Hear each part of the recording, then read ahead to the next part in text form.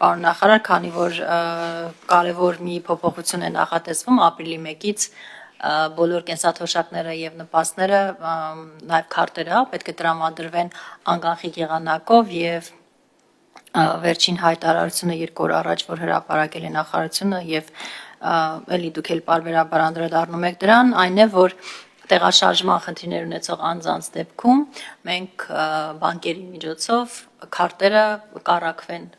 տուն, այսինքն մի խոսքով փոստը կիրականացնի այս գործընթացը։ Քանի որ հրապարակման մեջ նշված է, որ բացառապես տեղաշարժման դժվարություն ունեցող անձանց եւ իհարկե նշված է, որ անհրաժեշտության դեպքում նաեւ սոցիալական աշխատողները կուղեկցեն, հարց կար այսպիսին, որ նախ ինչպես է որոշվելու, այսինքն ով է որոշելու եւ այդ տվյալները ինչպես են տրամադրվելու, թե որ քաղաքացին ունի նման դժվարություն եւ այսպիսի հարց եւս կա, օրինակ այդ դժվարությունը կարող է լինել ոչ ֆիզիկական, այսինքն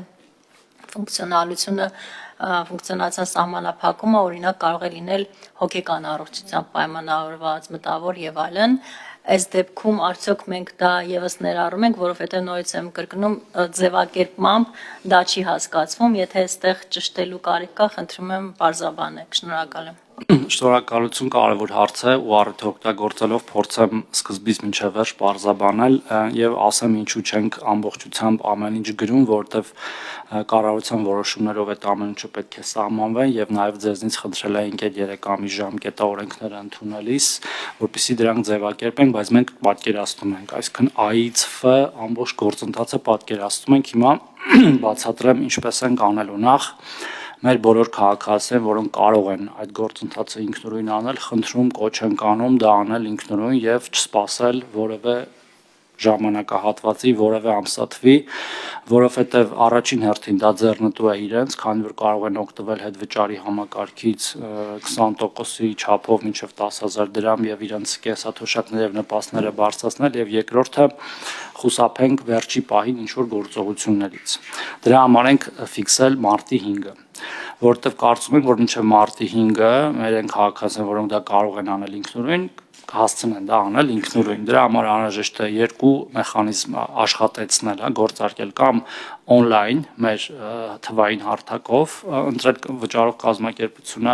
եւ հետո գնալ վճար կազմակերպություն վերցնել քարտը կամ անել դա, եթե դժվար է on-line իրականացնել, թե հորդորում ենք դա անել on-line, անել միասնական սոցիալական ծառայության միջոցով այցելելով միասնական սոցիալական ծառայություն։ Երբ որ այս մեր քաղաքացիները մինչև մարտի 5-ը արած կլինի այդ գործողությունը, մենք գիտենք, վստահ ենք, որ որոշակի թվով քաղաքացիներ մենք ունենք գնահատական թվեր 10-ից 15,000-ի շրջանակներում չունենք վերջնական թիվը, որտեղ հիմա կասեմ ինչու նաև ձեր ասած պատճառով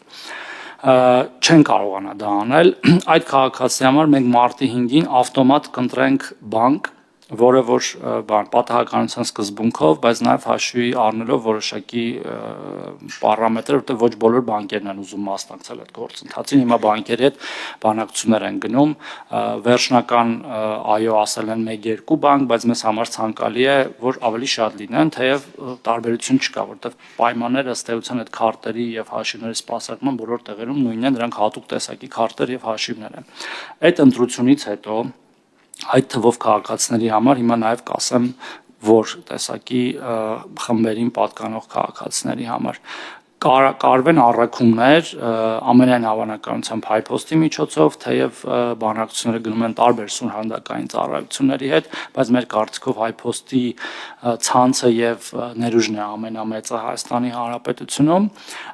կիրականացվի քարտի եւ PIN կոդի առաքում տուն։ Որոշ դեպքերում, երբ որ քաղաքացիները իրենց սահմանափակումների պատճառով ինքնուրույն չեն կարողանա ստանալ կամ վերիֆիկացնել ստացումը, ներկա կլինի սոցիալական աշխատող։ Դրա համար է սոցիալական աշխատողի այցը կարևոր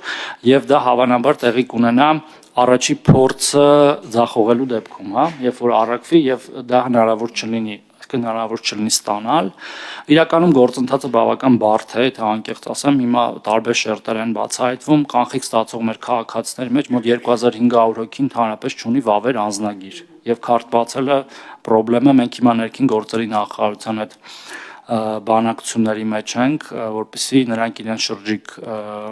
անձնագրային կետերով ըստ էության ապահովեն մեր քաղաքացիների անձնագիր ստանալը, որտեղ առանց անձնագրի բանկը պարզապես չի կարող, իրավունք էլ չունի բացել բանկային հաշիվ։ Այս գործընթացի, այսինքն եւս ու նաեւ ինչ ենք մարտի 5-ը վերցրել, որ առաջի ձախողումից հետո ժամանակ ունենանք մինչեւ ապրիլի 1-ը նորից արդեն առաքել ներկա անձով, երրորդ անձով, որը կլինի մեր միասնական սոցիալական ծառայության աշխատող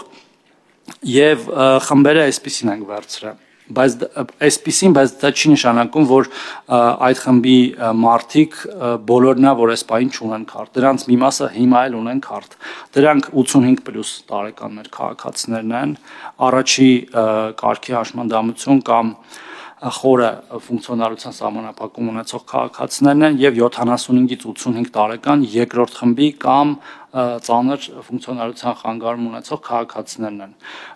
Իրանց թիվը գումարային շատ ավելի շատ է, քան իմ ասած թիվը, ինչու, որտեղ նրանց մի մասը արդեն իսկ ստանում են անկանխիկ եղանակով իրենք ընտրել են եւ մեր համար ֆունկցիոնալության սահմանափակման եւ հաշմանդամության տեսակը ամենևին կապ չունի, դա հենաշարժական է, լսողական է, տեսողական է, մտավոր է, ոչ մի տարբերություն չկա եւ մենք հիմա մոտավորապես օպերատիվ շտաբի տրամաբանության բառիս ուղի իմաստով ես նույնիսկ հատուկ բան ունենք հիմա մոդա է, չէ, չաթ ունենք օպերատիվ կանխիկից անկանխիկի անցման շտաբ, այդ տրամաբանությամբ այնպես ենք անելու, որ որևէ քաղաքացի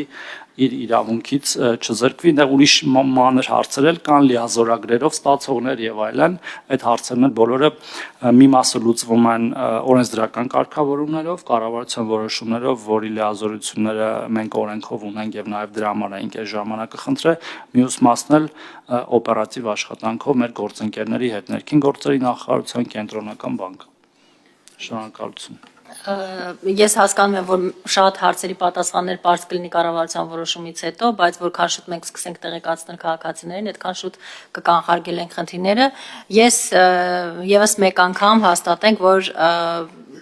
կապ չունի հաշմանդամության կամ սահմանափակման աստիճանը, տեսակը, եթե անձը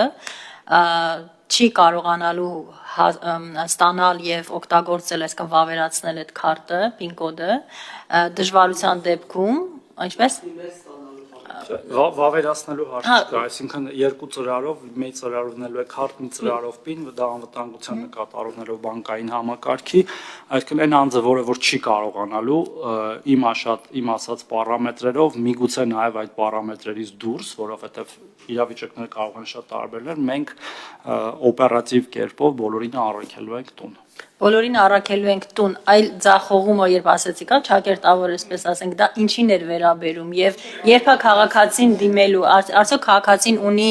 անելիք բացի քարտի համար դիմելը, օրինակ եթե ինքը դիմել է, բայց դժվարություն ունի, էլի ՄՍՑ-ը դիմում եւ այդ հարցերով զբաղվում է ՄՍՑ-ն։ Տեսեք, այն քաղաքացիներ, որոնք ինքնուրույն կարող են եւ դիմել եւ գնալ ստանալ, մենք խնդրում կոչ ենք անում դա անել ինքնուրույն, այդտեղ մենք որևէ ֆունկցիա չունենք, որովհետև հիմա էլ երեկվա դրությամբ 32,000 քաղաքացիներ մնացել կանխիկ, որպեսզի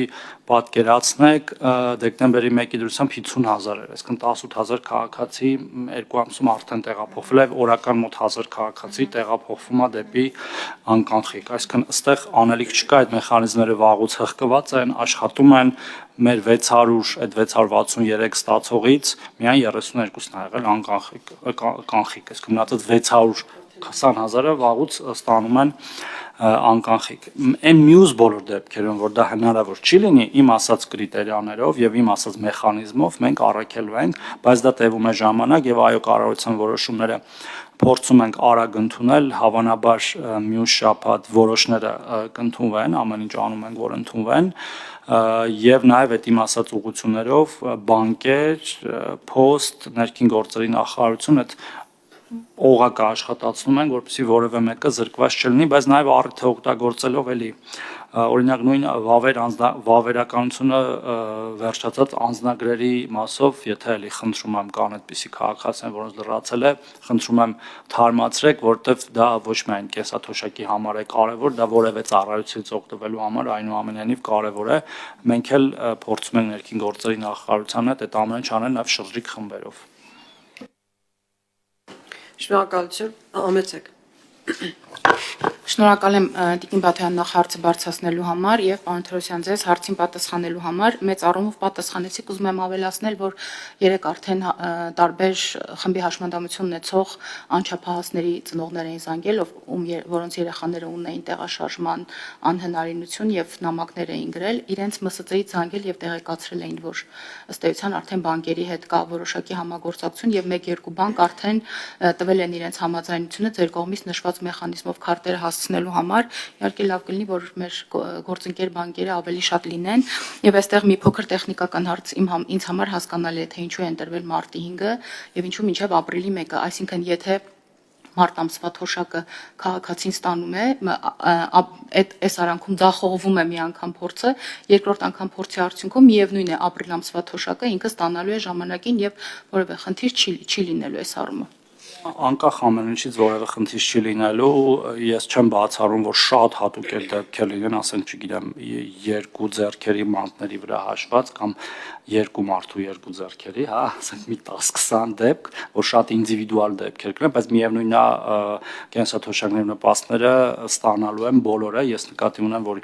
կարող է ինդիվիդուալ զբաղվելու լինեն, ես չեմ բացառում, որ նման դեպք կարող լինել, պարզապես հիմա չենք կարող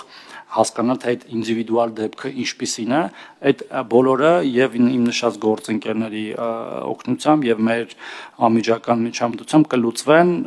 եւ գումարները բոլորը կստանան։ Այո, դուք ճիշտ եք, մենք հատուկ ենք ընտրել մի քանի օր ուշ ամսվա սկզբից, որտեղ ամսվա սկզբին կատարվում է վճարումները այդ ամսվա համար եւ մինչեւ մյուս ամսը վճարելը, որ մենք ժամանակ ունենանք այդ բոլոր հարցերը լուծելու։